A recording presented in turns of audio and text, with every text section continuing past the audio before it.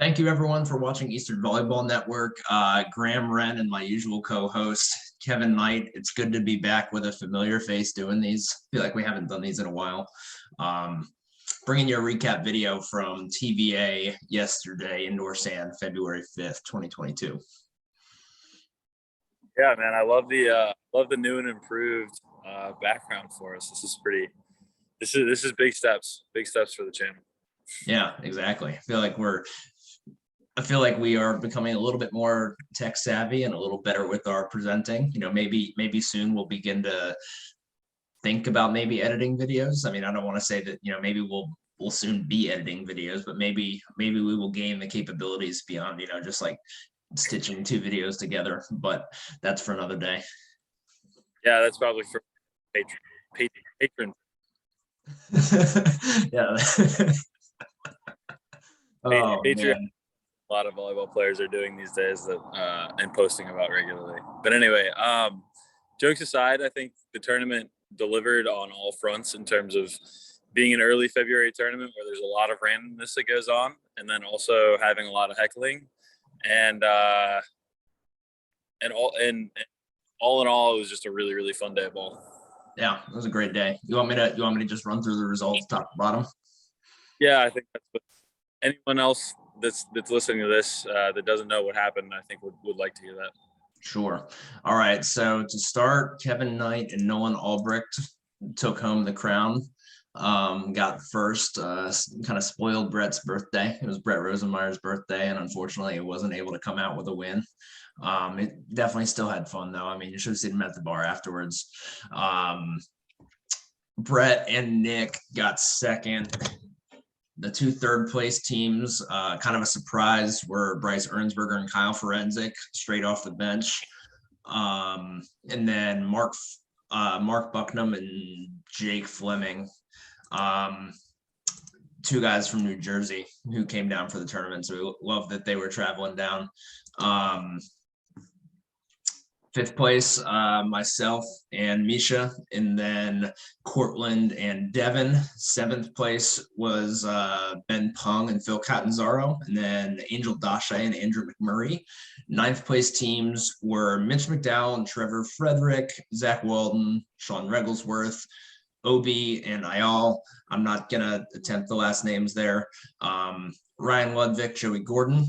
13th, Mateus and Will Cowman, Travis Abel, Josh Conwell, Logan Smith, Nate Knickerbocker, Keen Wade, Titus Blackburn.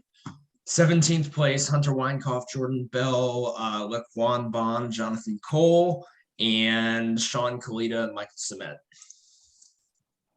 So that rounds out our results. Congrats on the win yesterday. It was fun to watch. Yeah.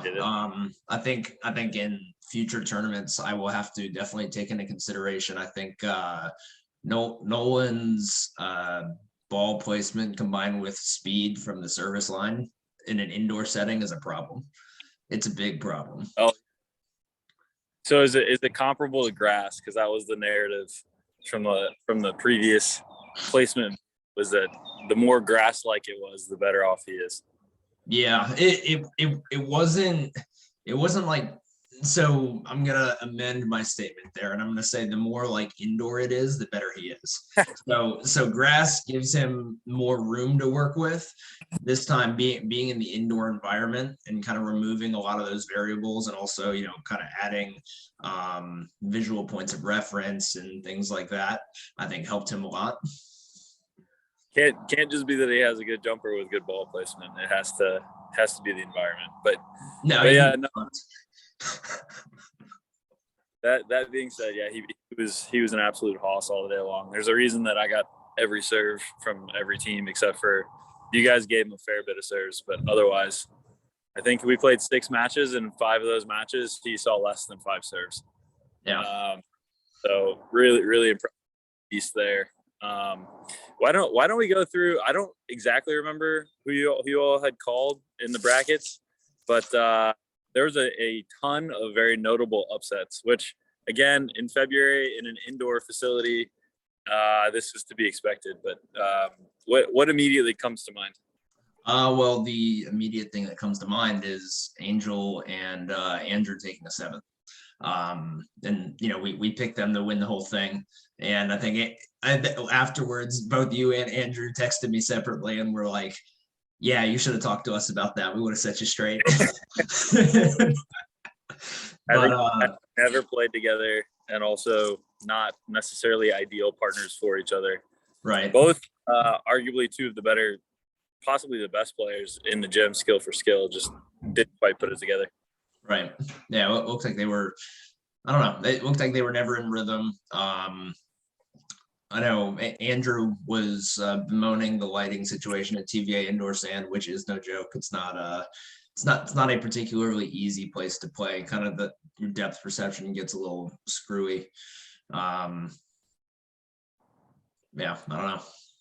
It isn't an outdoor setting, but I mean, I've heard the same sorts of things like for courts in Raleigh that are surrounded by trees. There's people that kind of like moan about when the sun goes down, it's like hard to see beyond the trees. And then I've heard the same kind of thing for other beaches too. So it is what it is. But yeah, I guess it must have affected him particularly worse than some other people. Yeah. He did look very out of sorts. Yeah.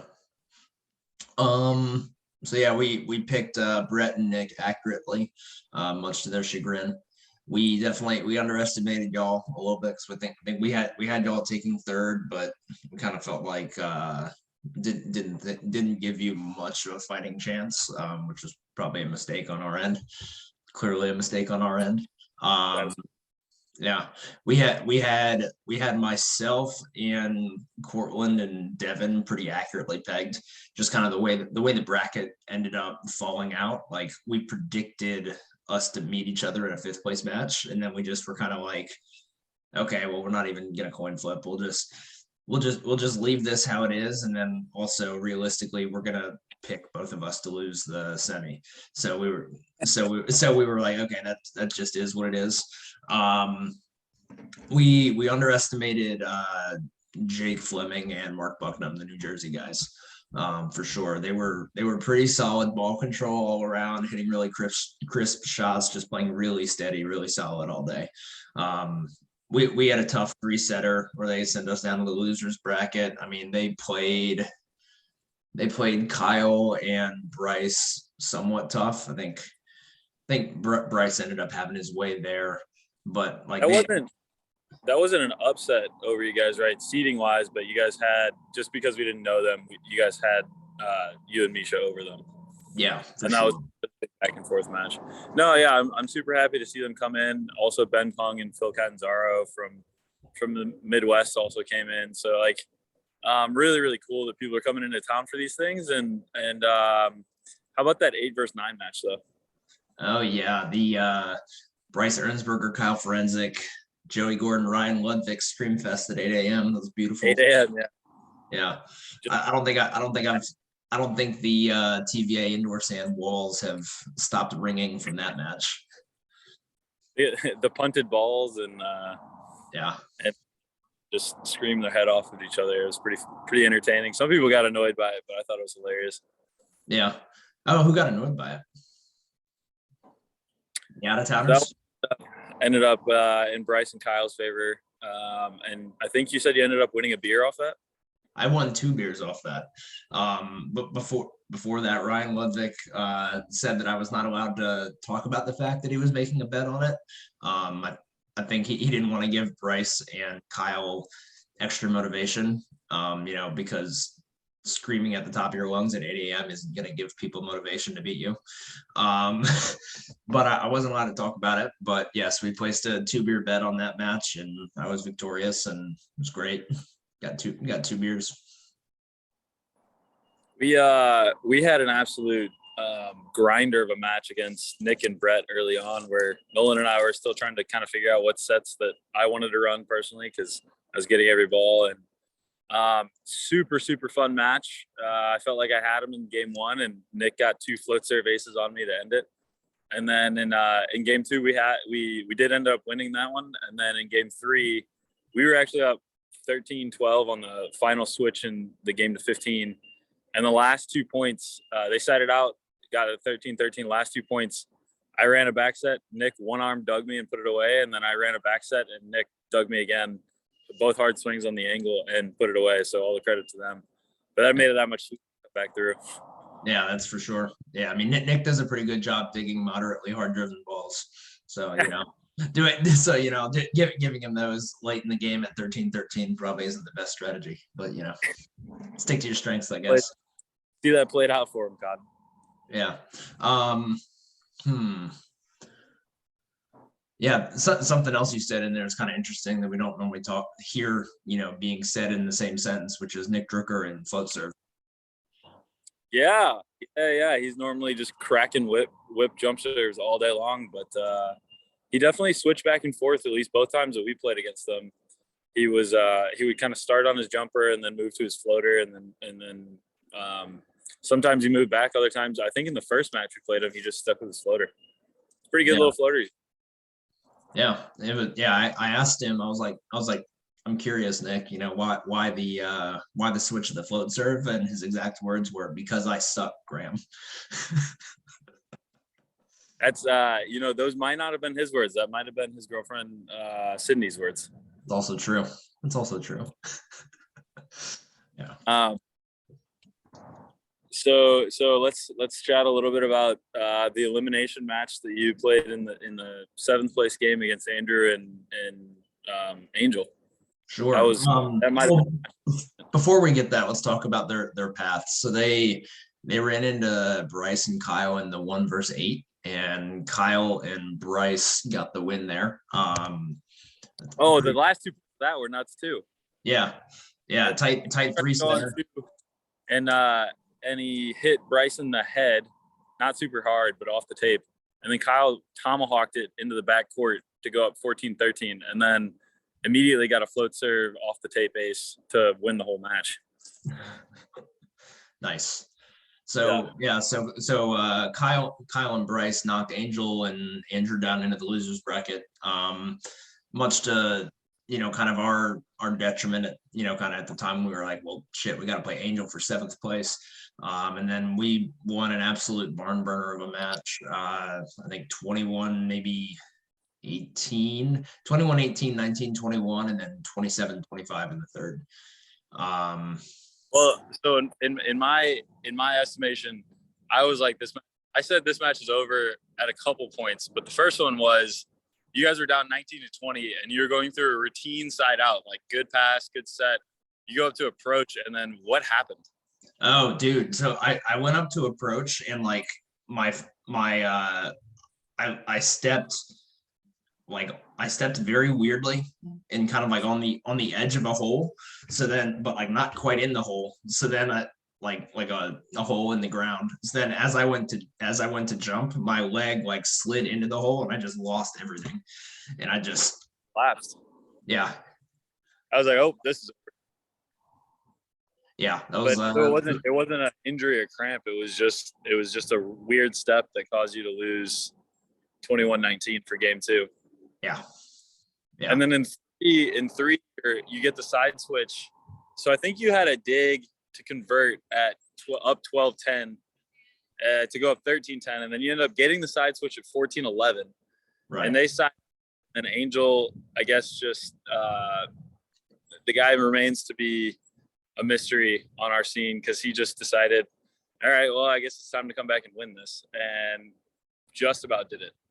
Yeah, 12-14, he bombed a jump serve, aced me, kind of in the seam, and then he tape aced at 13-14 to tie it at 14s, which was that there were a lot of moments in that match that were just like emotional damage. The the end of set 2 was brutal because I was sitting there and I was like, I've earned this side out. The shot that I was going to hit was wide open.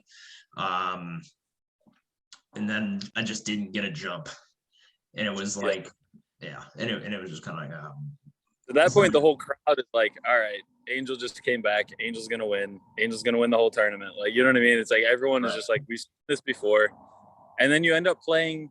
The funny part to me was you ended up playing an entire second half of the set by points wise. You were at 14-14, and the third game ended up ending at what, 28-26? Yeah, it was 28-26 or 27-25, one of the two. You played literally the double the amount of points, all on match ball, match ball, match ball, match ball, match ball, and then they got match ball, match ball, match ball, and then you guys got match ball, match ball, match ball, and you finally, I think Andrew finally just ran out of steam on that last point. Yeah, I mean it was pretty crazy, frankly, because the like in that entire stretch, there were three real points. Oh wow. Three reels. Like we were on the good side for a bit, on the good side of the point for a bit, and then they got one, and then we were playing a lot of points like that, and then we got back on the good side, and so the second reel earned, and then the third reel earned was the deciding point. Yeah, and so like, actually, come to think of it, I remember it because everyone just packed in watching this one match, which is really cool. But Misha like had a pull dig, and then you set him, and he actually blitzed that ball out of bounds, but it was right at Angel's head, so it glanced off his hand or his elbow, but it was like a gift of a point because like had Angel been out of the way of that, there was no way that Misha's swing was going to be in. And then I think the very next ball was the one that Andrew finally ran out of steam, and then he ended up winning it. You might be right about that. You might be right.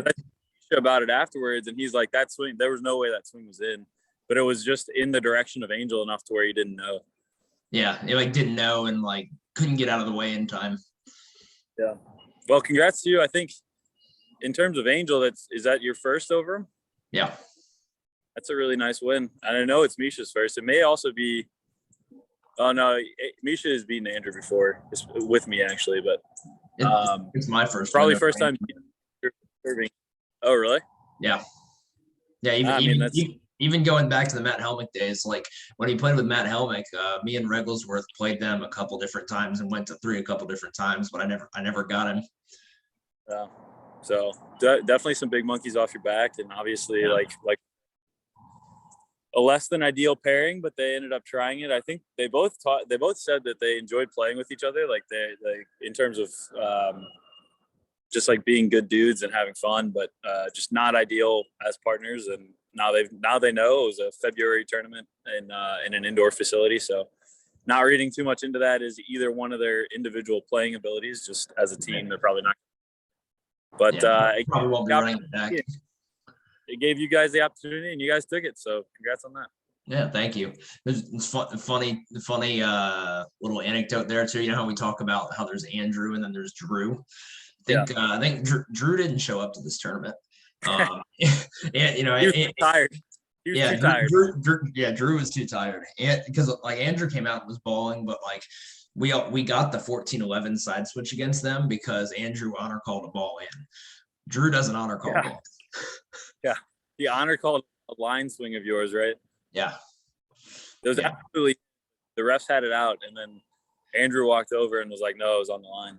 Yeah, yeah, because it was kind of a weird situation where like he's kind of he's sliding towards the line and like probably so then they probably thought the line jumped because he was, and frankly the line did jump because he was like right on the line and pushing sand into the line, but the swing was also like 20% in, 80% out, which is what I saw. But then it was like I got to the point where I was like, there's no point arguing. Like once the ref is made their judgment and made their call, and like there wasn't even a ball mark there. I was just kind of like, okay, it's time to move on. And so I actually switched sides thinking it was 12-13. Oh wow. And then I went to go into serve receive, and then Misha was like, "What are you doing? Go serve." And I was like, "Wait, what happened?" And then it was like Andrew Honor called it, and I was like, "Oh man." Well, good on him, especially at such a critical point. Yeah. That was definitely the biggest surprise of the tournament, was them taking a seventh. Again, it's just so early in the year; it's hard to read a whole lot into that. Yeah. And I guess the other surprise, I think Bryce and Kyle were enough of a wild card team to where I don't think anybody had them getting third, but I don't think anybody had them below fifth or seventh. And so I don't think it was that much of an overperformance. Right. And so I guess the other little bit of a surprise was just that we got beat early in the day by Nick and Brett, and then had to play. I ended up looking at the stream. We ended up having to play 3.5 consecutive hours of volleyball, 7 games in a row where I got everything. And the first game they honestly should have won, and the second game in the finals we kind of ran away with it from a lot of good serving. But I don't think anybody seeing my warm up in particular for that final match. After watching the first time we played them, I think it would have been the odds would have been stacked, 9-1 against us probably for that. And we ended up pulling that off. Yeah.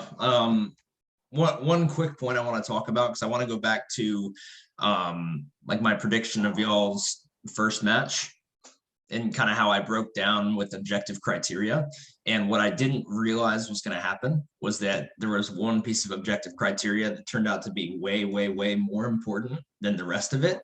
And that was actually the tag team cage match portion of the breakdown, because essentially in the final for like most of the first set, y'all were pretty close to dead even. And then all of a sudden, the WWE wrestling element entered the field of play. All of a sudden, you guys were just beating them with the chair and just took home the final. Yeah. Controversial point where Nick frankly tooled me. I watched it on tape, tooled the living shit out of my block, and the ball went up and hit the light. And then off the light, Nolan was trying to chase it down. May have had a play on the ball, but a chair was too close to the court, apparently. And even if you had a play, I mean, we probably wouldn't have been able to give them back anything more than a free ball.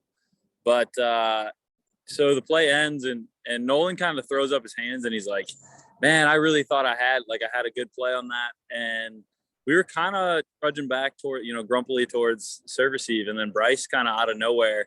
So Kyle is like apologizing to Nolan over and over again for having that chair there, because I guess that was something that he had put there to ref. And as we're walking back, Bryce steps out on the court and is like, guys, I'm super sorry, but Kyle and I both think that Nolan would have had a play on that. And because the chair was close to the court, we're thinking that we're going to have to call interference on this. And this was at 17-18 in game 1. And then proceeds a 5 or 10 minutes conversation to figure this out. And we ended up getting a replay, which Brett Rosenmeyer promptly thumped straight into the middle of the court. Yeah, there was a lot of great gesturing from Nick going on too. So we got to relive that again from the previous debacle last year, indoor sand, where against Andrew and Misha, where he's demonstrating how he scoops the ball up, and then they're like, and a lot of give him the chair chants from the crowd, which were definitely enjoyable as well. Yeah, for sure. So speaking of the crowd, it was interesting to see the owners of Tortugas Lie out in the Outer Banks, Mark Welsh and his brother Richard Welsh. It was really cool to see them out there, as well as Tim Driscoll was out there. So don't forget locals. Don't forget Ty Green as well. Oh, Ty yeah. Green. Yeah, Ty came. Yeah, Ty I mean, they heckled. It was great. Yeah, you broke up a little bit there, but yeah, they came up from the Outer Banks. They locals that the Tortugas Lie is their pride and joy. Mark Welch, many of you may know from an absolute Facebook beatdown of Austin Banks on one of our comment threads. But I know for me, them cheering for me in that Angel match was huge and meant the world. I generally don't acknowledge most people in the crowd or whatever while I'm playing. I don't know. It's just not something I'm when I'm locked in, it's just not something that I go through. But I really did appreciate the support. I think it meant the world to us and helped us out for sure. Yeah, they're big Misha. Yeah. Potentially Misha's OnlyFans. No. Misha's got plenty of OnlyFans. A conglomerate of fans, you might say. I think this was a really cool event. I always kind of enjoy playing these, and I always think back to myself Any win is a great win, but these ones early in the season are just kind of like head scratchers at times where you have no idea what you're getting into when you go to these, because some people are on point, some people are way off, and plenty of upsets are going to happen throughout the whole day as we saw. And Yeah. so I'm looking forward to the next one. This one was a ton of fun. We hope we get a bunch of people out for the next one as well. Yeah, let me talk a little bit about some of the other matches I saw. So Sure. I actually didn't realize it, but I actually knew Mitch's partner ahead of time. I played him in Rehoboth at the end of last year. He's another lefty. Trevor actually drives like 2.5, 3 hours every week to play league at TVA from Ocean City, which is awesome. So big shout out to Trevor there. Um, Something else I saw. So I was reffing the Logan Smith, Nick Knickerbocker against Zach Walton and Sean Rigglesworth match. And I think Logan and particularly Nate are much improved from what I saw. They didn't get that match, but like, I mean, they were looking a lot cleaner. Nate jump set 3 or 4 balls that I was were, gonna say, and clean too, like clean and well yeah, placed. yeah. So the dude can jump set before he can drive, which is a little scary. Team But Sweden. yeah, exactly. But they were looking pretty good. Zach and Sean, did I think they ended up doing exactly what we picked them to do. But they were pretty solid all day long and playing good cagey veteran ball, which was good to see. On the let's see on the couple other guys, looked like Laquan and Jonathan Cole ran into Zach and Sean in their very first match and kind of had their welcome to open moment. So appreciate them coming out, and hopefully we'll see them at some future tournaments. Obi and Ayal from up in Maryland came down, which was pretty cool to see. We don't get a lot of people from the DC area traveling for beach tournaments now that I no longer live there, and it was pretty great to see Ayal back on the sand again. He's a pretty crafty, shoddy defender. It was cool to see Obi out there too. Big shout out to Obi for without me asking, I was having some pretty significant like hip flexor issues, and Obi just decided that he was gonna utilize his PT training and kind of stretch me out on the floor, and I was like, "You're the man." Let's see, Joey Gordon and Ryan Ludvik. Probably a disappointing day for them. I mean, I think they ended up with a 9th, which is right around their, what we expected them to do, but they were also like semi gifted a 9th, if that makes sense. Like they didn't have to play anybody to get that 9th. No offense to Mateus and Will Kalaman, who they played in the losers round. But I think most people probably would consider Mateus and Will like a traditional open team. What about the FIVB player? What was that? What about the local FIVB player that showed up? Oh, Phil Catanzaro. Yeah. Yeah, I mean they did okay. Yeah. Took a 7th. So I guess they finished their seed, but I never got to watch them play, unfortunately. But I mean they also kind of had a 7th borderline by default, and I mean a lot of times that's how tournaments go, right? Is based on your seeding, you get relatively, I don't want to say easy matches, but like matches you're gonna win a majority of the time until all of a sudden it flips. It's rare that you get like coin flip matches per se. On the winners side, they got knocked down to the losers by you and Nolan, right? Yeah, they gave us everything we could handle. They're super young guys. Ben's got a ton of pop in his swing, and we were going after him early just to see if he was going to give us some airs, and he was pretty perfect inside out. I'll say this, they actually got up on us 15-11 in game 1, kind of gave us a scare, and Nolan popped off. So there was 2 consecutive aces and then a really, really rough pass that we ended up converting on free ball that brought us back to, I think we ended up being at like 14-15 after it.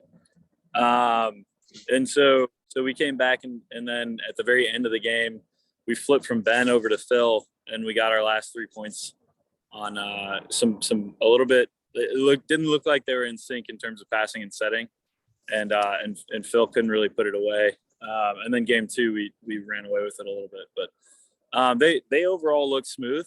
Both of them, I'm sure, have bright futures ahead of them. Ben as kind of a tweener, split blocker, maybe defender, and then Phil is a super fast, crafty defender as well. So glad to see them come out, though. It was really cool to have them, and they're great guys as well.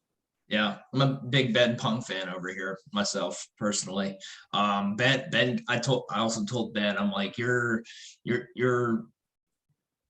like, no one seems like he might be your evolved form. It's like they have similar builds, they have like similar arm swings, similar, like they want to do similar things on the court. Kind of similar, body types too, and all that stuff. So it's interesting kind of watching them side by side, I think, just because you see the potential to do a lot of the things that Nolan does on the court in Ben, and just needs a little more honing. They also ran into Cortland and Devin in the losers bracket, which I think is a pretty nightmare matchup for them. From a physicality standpoint, not so much like, are they going to have trouble, maybe generating opportunities, but more from a standpoint of Phil's on the undersized side, and Devin is probably in he's like 6'5", 6'6", and in terms of size of block, he was either the largest or the second largest there. Like him and Misha, I'd say we're the 2 largest blocks. And then they've got Cortland, who's speedy and fast behind him, and Phil's trying to hit shots and score around that. It's a hard ask, but I guess the last thing I'd like to, just point out is that the New Jersey guys are not actually New Jersey guys. They're New Englanders that we've been calling New Jersey guys because they told us not to. Yeah. Rhode Island and maybe Connecticut, respectfully. And their third place finish was super solid. They beat a lot of the local teams, and then eventually dropped to Nick and Brett in a pretty close match too. So yeah, hopefully they can like a Captain Bills or something this year. I'm sure that they're out one because it just looked interesting to them, but making a long drive down was showed a lot of commitment. Yeah, and even more commitment from them than some of our champions were willing to give when they were originally planning to begin driving back last night, and then decided they wanted to hang with the boys. So they went out to the bar afterwards and are driving back today. Got to say that those two are homies. It was a lot of fun hanging with them. Big fans. Yeah. Thanks for coming down, guys, and hopefully we'll see you again. Anything else we want to talk about before we sign off? No, I don't think so. As always, give us a like and subscribe, I guess. This. Yeah. No. Give us a like and subscribe, and if you're, go ahead. I was gonna say it is. We're finally over 1,000 subscribers. Never really expected that off of just doing something we love. So appreciate everybody that had. Unless you got anything else, I guess we can sign off. Yeah. All right. Thanks everyone for watching. Smash that like button. Peace.